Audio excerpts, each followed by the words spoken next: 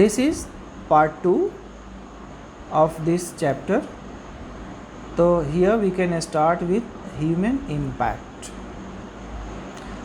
तो हम देखेंगे कि ह्यूमन इम्पैक्ट क्या रहा है इस ग्लोब पे, इस धरती पे, क्योंकि before our arrival means before the arrival of human beings, it is said कि the earth was a heaven, but after our arrival we people have made it a hello.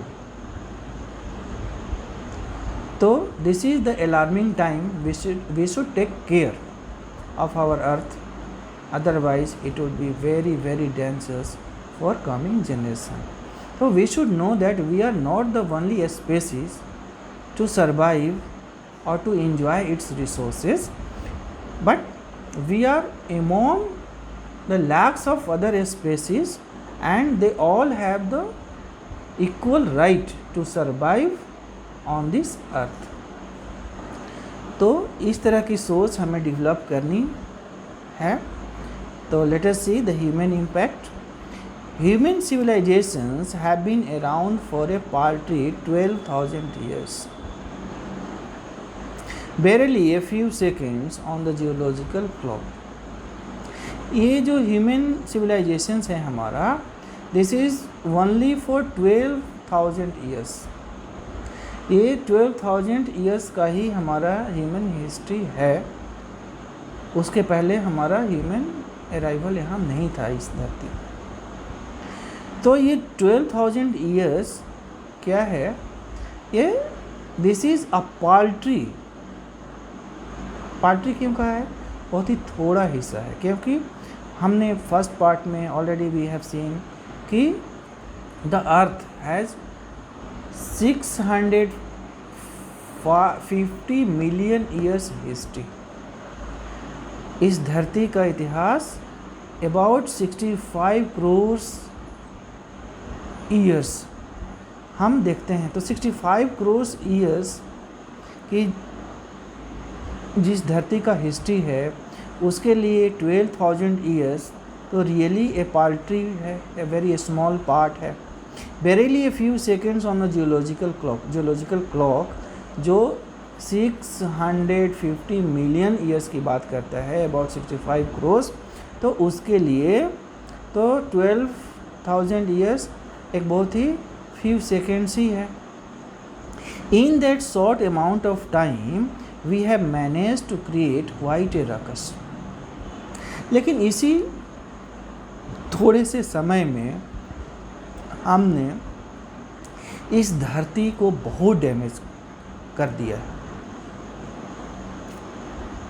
We have manage to create quite a ruckus, etching our dominance over nature with our villages, town, cities and mega cities. हमने अपने villages, town, cities और mega cities को बसाया है. यहाँ पर हमने factories खोली हैं, हमने ढेर सारे रिसर्च सेंटर्स खोले हैं. हमारे जो व्हीकल्स हैं, चाहे वो एयरवेज़ हों, रेलवेज़ हों, रोडवेज़ हैं, और हमारा जो लाइफ स्टाइल है, ये सब मिल के हमने ऐसा काम किया हुआ है जैसे we are the only species on this earth to live on. तो इस तरह का जो डोमिनेंट कल्चर हमारा रहा है, इसके वजह से इस धरती को हमने बहुत डैमेज किया हुआ है. हम ये भूल गए कि we are just a part of other lakhs of species. We are not alone to enjoy on its resources. We have about 80 to 90 lakhs of other species, and all have to survive on the same earth, on its same resources, but we act and live like we are the only species who has right to live on. तो इस तरह की mentality की वजह से हमने इस धरती को बहुत ही डैमेज किया हुआ है. The rapid increase of human populations has left us battling with other species for limited resources, and the unmitigated burning of fossil fuels has now created a blanket of carbon dioxide around the world, which is slowly but surely increasing the average global temperature.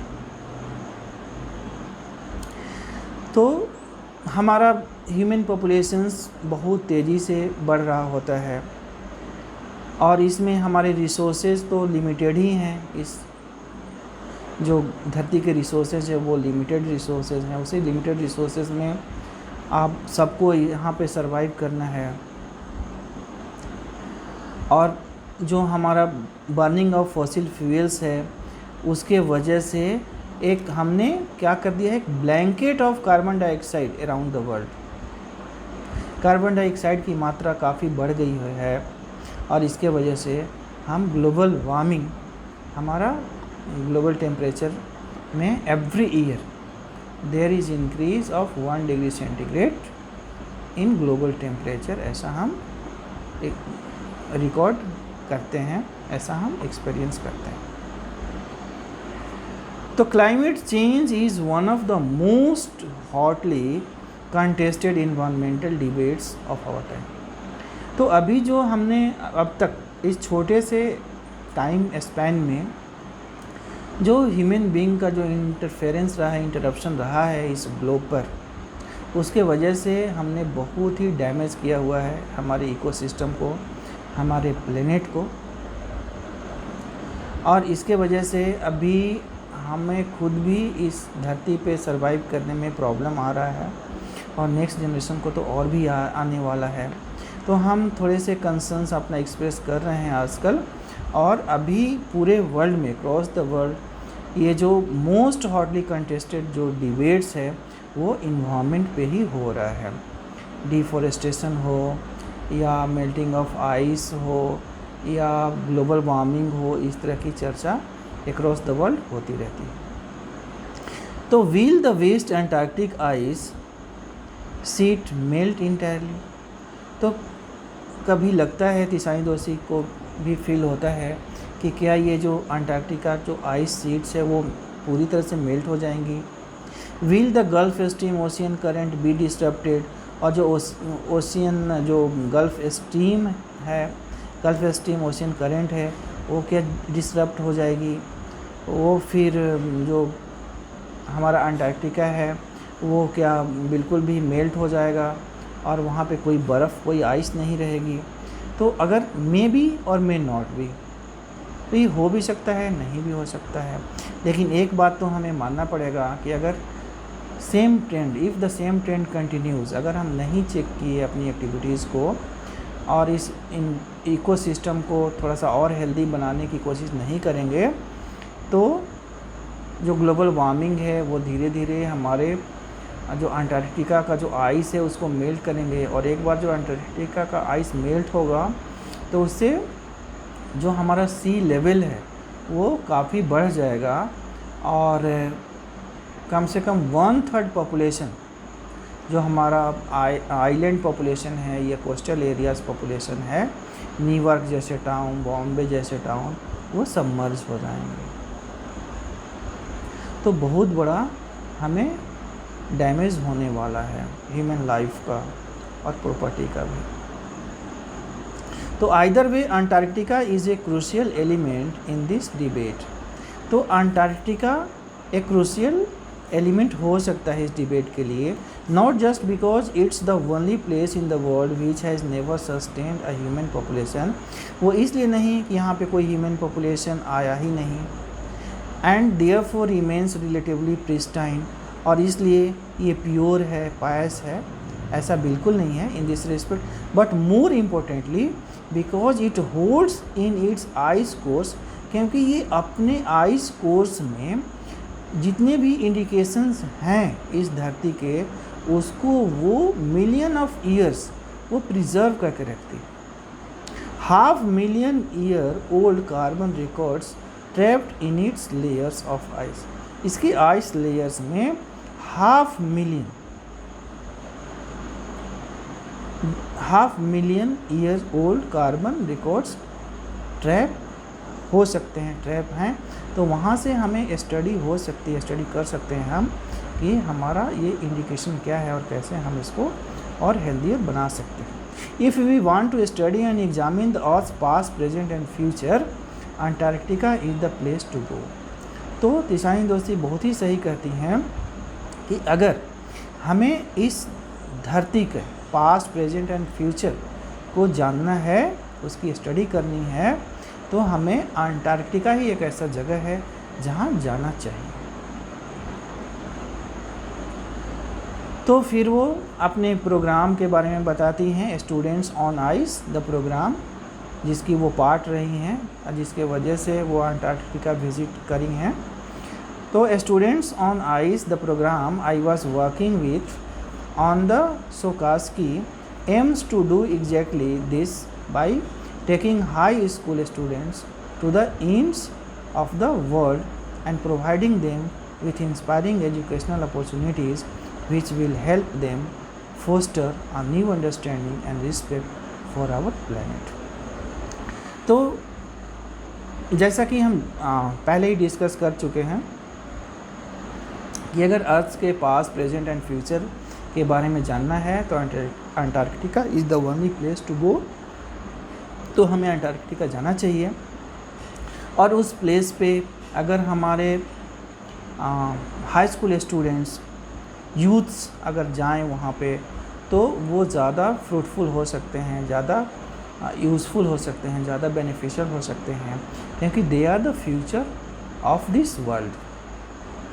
वही हमारे future हैं।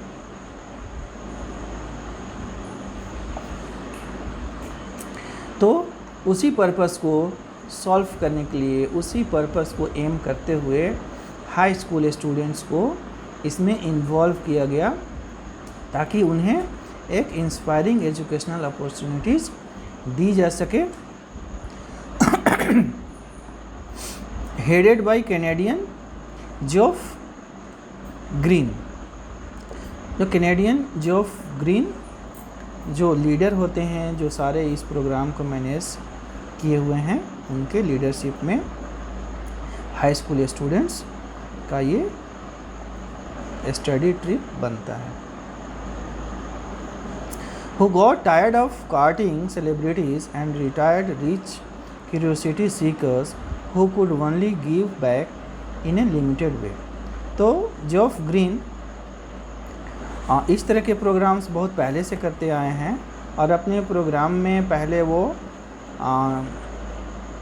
Celebrities को लेके जाते थे, retired और rich people को लेके जाते थे, जो सिर्फ मज़े करने के लिए वो जाते होंगे और रिटर्न होने के बाद में थोड़ा बहुत अपना कंसर्न एक्सप्रेस किया, लेकिन वो फिर कुछ रिमेडीज़ वो नहीं कर पाते थे, कुछ रिमेडियल मेजर्स वो नहीं ले पाते थे। तो इसलिए जॉफ ग्रीन ने हाई स्कूल स्टूडेंट्स को इन्वॉल्व किया, क्योंकि वो फ्यूचर सिटीजन्स हैं, फ्यूचर पॉलिसी मेकर्स वही बनेंगे, तो वो कुछ अपना प्लान कर सकते हैं। With students on ice he offers the future generation of policy makers, क्योंकि वो पहले policy makers high school students हमारे यूथ्स हैं, जो कल के पॉलिसी मेकर्स वही होंगे।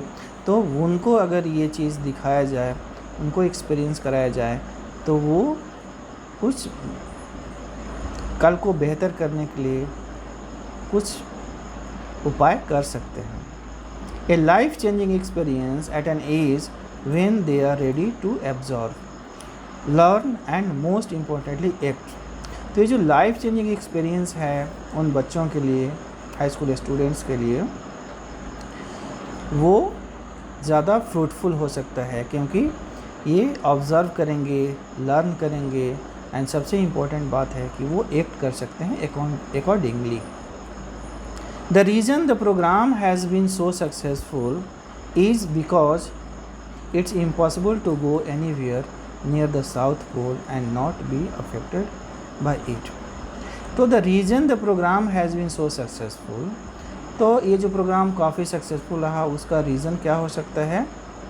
क्योंकि it's impossible to go anywhere near the South Pole, क्योंकि साउथ पोल पे जाना इट्स रियली इम्पॉसिबल होता है and not be affected by it, क्योंकि अब साउथ पोल पे अगर जाएं और वहाँ से आप कुछ भी एक्सपीरियंस ना लें, ऐसा तो हो नहीं सकता। It's easy to be blasé about polar ice caps melting while sitting in the comfort zone of our respective latitude and longitude। तो ये तो काफ़ी इजी है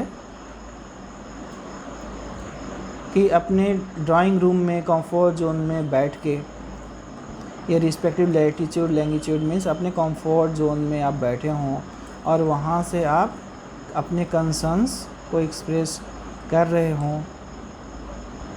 but when you can visibly see glaciers, लेकिन जब आप अपनी आँखों से उस ग्लेशियर्स को देखते हैं, रिट्रीटिंग ग्लेशियर्स रिट्रीटिंग, कि ग्लेशियर्स कैसे मेल्ट हो रहे होते हैं, एंड आइस सेल्फ्स कोलैप्सिंग, और आइस जो सेल्फ्स हैं वो कैसे टूट रहे होते हैं, यू बिगिन टू रियलाइज, तब आपको एक रियलाइजेशन होता है that the threat of global warming is very real, कि जो ग्लोबल वार्मिंग का जो थ्रेट है वो सही में a matter of great concern है और इसे हमें बहुत सीरियसली लेना चाहिए।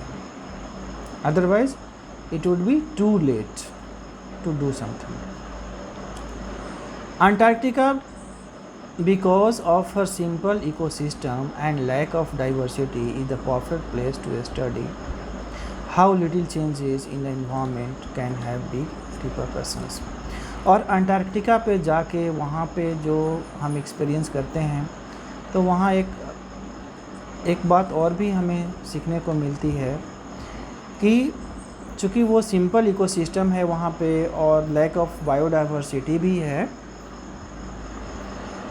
तो is the perfect place to study. तो वहाँ पे हम बिल्कुल एक परफेक्ट प्लेस ऑफ स्टडी है जहाँ हमें पता होता है कि how little changes in the environment, कि हमारे इन्वायरमेंट में एक छोटी चेंज भी एक बहुत बड़े भयंकर दुष्परिणाम हमें दे सकती हैं। जैसे एक एग्जाम्पल तिसानी दोषी ने दिया हुआ है कि टेक द माइक्रोस्कोपिक फाइटोप्लैंक्टन, एक फाइटोप्लैंक्टन नाम का एक माइक्रोस्कोपिक सिंगल सेल का वो एक घास होता है जिसको हम नंगी या नेकेड आई से देख भी नहीं सकते, लेकिन वो पूरे रीजन में फूड चेन को मेंटेन करके रखता है। Those grasses of the see that nourishes and sustain the entire southern oceans food chain. ये माइक्रोस्कोपिक यूनिसेलुलर सिंगल सेलुलर जो प्लांट्स हैं, घास हैं, जिसका नाम फाइटोप्लैंक्टन है, वो पूरे रीजन को, पूरे साउदर्न ओशियंस रीजन के फूड चेन को मेंटेन करती हैं। वो नरिश करती हैं और सस्टेन भी करती हैं पूरे फूड चेन। एक छोटी सी चीज़ जिसको आप नेकेड आई से देख भी नहीं सकते, लेकिन वो एक इम्पोर्टेंट कड़ी है। These single-celled plants use the sun's energy to assimilate carbon and synthesize organic compounds in that wondrous and most important of process called photosynthesis। तो photosynthesis के माध्यम से वो कार्बन को ऑब्जर्व करती हैं and in the presence of sunlight they prepare their food, और फिर वो पूरे रीजन को फूड सप्लाई करती हैं और पूरे रीजन के लाइफ को सस्टेन करती हैं।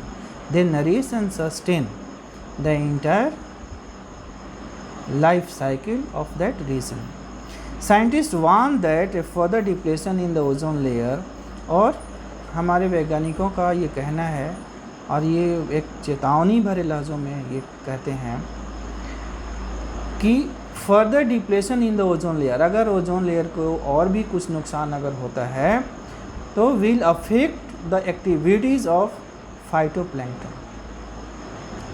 तो फाइटोप्लैंक्टन के एक्टिविटीज़ को ये अफेक्ट करेगा, उस पर बुरा प्रभाव डालेगा। फाइटोप्लैंक्टन वो डैमेज हो सकता है, which in turn will affect the lives of all the marine animals and birds of the region. और अगर फाइटोप्लैंक्टन डिस्टर्ब होता है तो इससे जो पूरे मैरीन एनिमल्स हैं, जो एक्वेटिक वहाँ पे एनिमल्स हैं एंड बर्ड्स हैं, वो सारे डिस्टर्ब हो सकते हैं।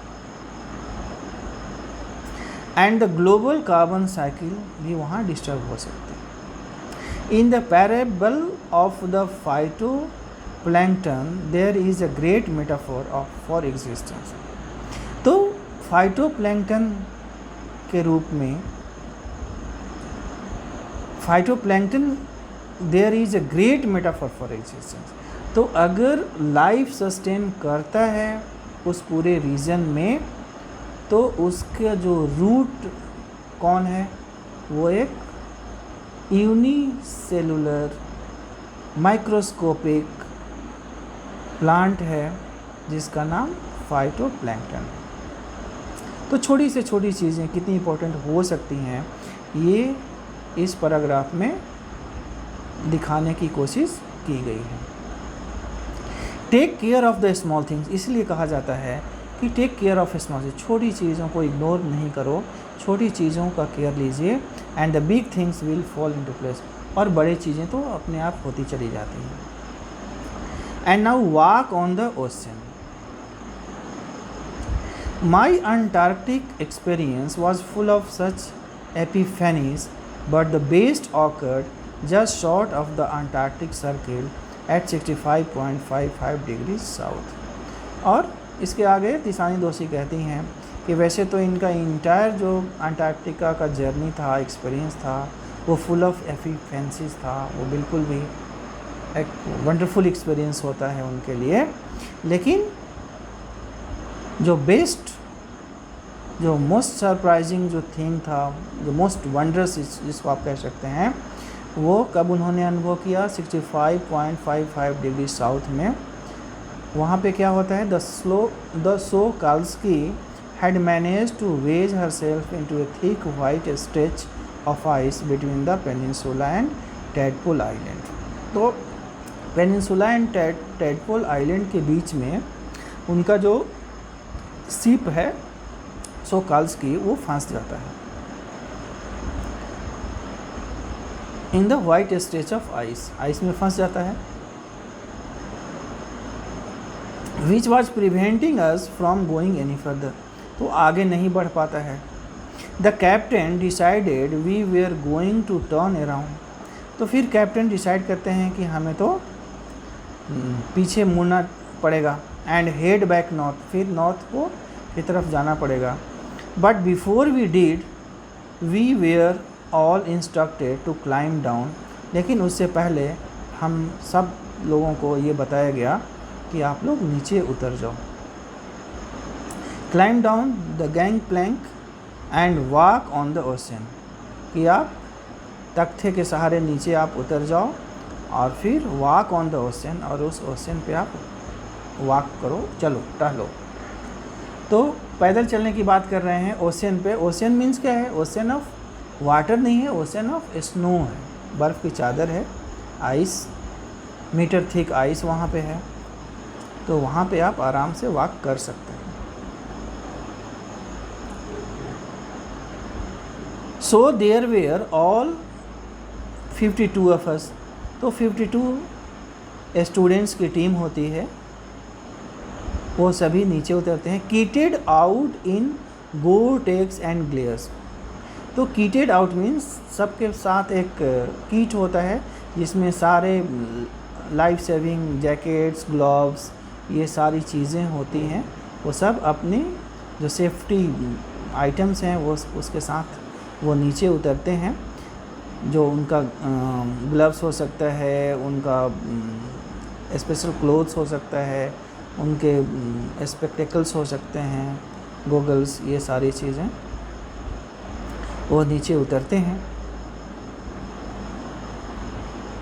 Walking on a stark whiteness that seem to spread out forever. और जब नीचे उतरते हैं तो क्या देखते हैं, ए स्टार्क वाइटनेस, चारों तरफ सिर्फ वाइट ही वाइट चीज़ें दिख रही होती हैं, बर्फ़ की चादर। Underneath our feet was a metre thick ice pack. तो जब वो नीचे टहल रहे होते हैं बच्चे, तो उनके पैरों के नीचे क्या है, metre thick ice pack, 1 metre मोटा आइस पैक होता है। एंड उसके नीचे एंड अंडरनीथ दैट उसके नीचे 180 metres of living breathing salt water. Salt water होता है जो लिविंग ब्रीथिंग साल्ट वाटर कहते हैं उसको, जहाँ पे कोई भी ऑर्गेनिज्म जो है वो वहाँ पे रह सकता है। In the periphery crab beater seals were stretching and sunning themselves on ice floes, much like stray dogs will do under the shade of a banyan tree। और जैसे हम स्ट्रे डॉग्स को देखते हैं कि बनियान ट्री के नीचे में आराम फरमा रहे होते हैं, उसी तरह से वहाँ बड़े बड़े जो आइस सीट्स होते हैं वहाँ पर क्रैब बीटर्स जो सील्स होती हैं वो सन बाथ ले रही होती हैं, धूप सेंक रही होती हैं अपने बॉडी को फैला के। It was nothing short of A revelation, और बिल्कुल भी एक बहुत बड़ी एक इंफॉर्मेशन या नॉलेज या रिवील ये होता है, रिवलेशन होता है। एवरीथिंग डज इंडीड कनेक्ट, कि कैसे सब एक दूसरे से कितना डेलिकेटली और कितना बैलेंस में वो एक दूसरे से कनेक्ट हुए हैं। चाहे वो कहीं इस धरती का डेजर्ट हो या वो गर्म डेजर्ट हो या फिर कोल्डेस्ट ड्राइस्ट डेजर्ट हो या जो फॉरेस्ट एरियाज़ हो या फिर सिविलाइजेशंस हो, मेगा सिटीज़ हों, रिवर्स हों, माउंटेन्स हों, वो सब एक दूसरे से कनेक्ट होके और इस धरती पे एक बैलेंस बनाए हुए होते हैं। तो अगेन वो कहती हैं Tisani Joshi, 9 time zones, 6 check points, 3 bodies of water and many ecospheres later. अब वो लौट गई हैं, जितना दूरी वो 10 जाने में डिस्टेंस कवर करी हैं उतना ही डिस्टेंस वो आने में भी कवर होता है उनका। I was still wondering about the beauty of balance in play on our planet. और अभी भी उस वंडरफुल एक्सपीरियंस से वो बाहर नहीं आई हैं, अभी भी वो वंडरफुल एक्सपीरियंस को वो फील कर रही होती हैं कि कैसे हमारा जो प्लेनेट पे एक कितना ब्यूटीफुल बैलेंस बना हुआ होता है। How would it be if Antarctica were to become the war. और फिर अपने आप से वो पूछती हैं कि अगर मान लो अंटार्कटिका ये कोल्डेस्ट के जब जो कोल्ड प्लेस है वो अगर वार्म हो जाए तो क्या होगा। It once used to be, जैसा वो पहले हुआ करता था। Will we be around to see it, ये सब देखने के लिए क्या हम रहेंगे उस समय तक। और would we have gone the way of the dinosaurs, या फिर डायनासोर्स की तरह या मैमोस एंड वूली जो राइनोज हैं जो अभी डिसअपियर हो गए हैं, लुप्त हो गए हैं, उनकी तरह हम लोग भी ख़त्म हो जाएंगे इस धरती से। हुज टू से, कौन ऐसा बता सकता है, कौन कहेगा। But after spending 2 weeks with a bunch of teenagers, लेकिन वो कहती हैं कि 2 सप्ताह तक जो हम पूरे 52 स्टूडेंट्स के साथ सेम एज ग्रुप बच्चों के साथ एक साथ जब रहे हैं, who still have the idealism to save the world, अभी भी उनके अंदर एक जज्बा है इस धरती को बचाने का। all I can say is that, तो तिसानी जोशी कहती हैं कि मैं सिर्फ यही कह सकती हूँ कि a lot can happen in a million years, लाखों वर्षों में बहुत सारी चीज़ें हो सकती हैं। But what A difference a day makes, लेकिन एक दिन में क्या डिफरेंस हो सकता है। बिल्कुल हो सकता है अगर हमारा जो जनरेशन है, फ्यूचर जनरेशन, वो अगर तय कर ले कि हमें इस धरती को एक ब्यूटीफुल प्लेस बनाना है रहने के लिए और हमें इस धरती को अब और डैमेज नहीं करना है, तो इट्स क्वाइट पॉसिबल। तो इसी होप के साथ कि कुछ बेहतर कल हम बनाएंगे। Thank you very much.